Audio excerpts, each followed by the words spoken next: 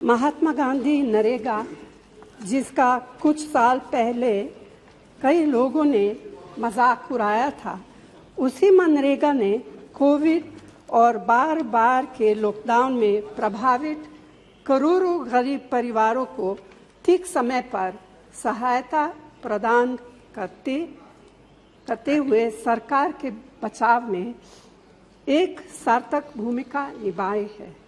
फिर भी मनरेगा के लिए आवंटित बजट में लगातार कटौती की जा रही है, जिसके कारण काम मिलने और समय पर मजदूरी के भुगतान की कानूनी गारंटी कमजोर पड़ रही है। इस साल मनरेगा का बजट 2020 की तुलना में 35% कम है, जबकि बेरोजगारी लगातार बढ़ रही है।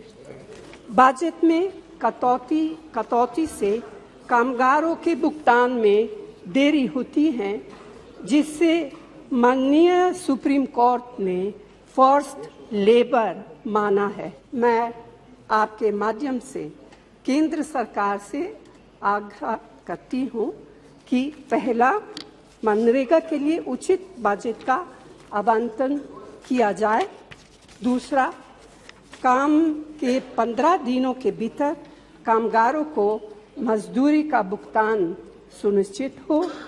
तीसरा, मजदूरी भुगतान में देरी की स्थिति में कानूनी तौर पर मुआवजे का भुगतान भी सुनिश्चित हो। मैं माननीय नेता, मैं आप नहीं कह नहीं रहा हूं, मैं केवल एक चीज कह रहा हूं।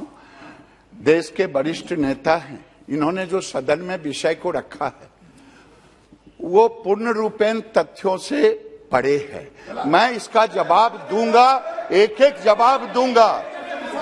33,000 करोड़ केवल 13-14 में बजट था और आज 1 लाख करोड़ और 1,12,000 करोड़ हुआ है।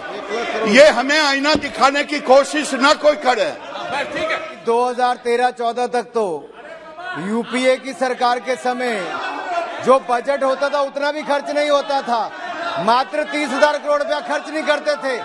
लेकिन आपदा के समय मोदी जी की सरकार ने 1 लाख करोड़ रुपए से ज्यादा का बजट का प्रावधान करके दिया था। मोदी जी की सरकार ने 1,11,000 करोड़ रुपया एक ही साल में दिया। इनके समय कभी नहीं हुआ। इनके समय केवल भ्रष्टाचार के आंकड़े जो मंत्री थे उनके भी क्षेत्र में आते थे। हमने जियो टैगिंग की शुरुआत भी की और इस पे कार्रवाई करने का काम भी किया।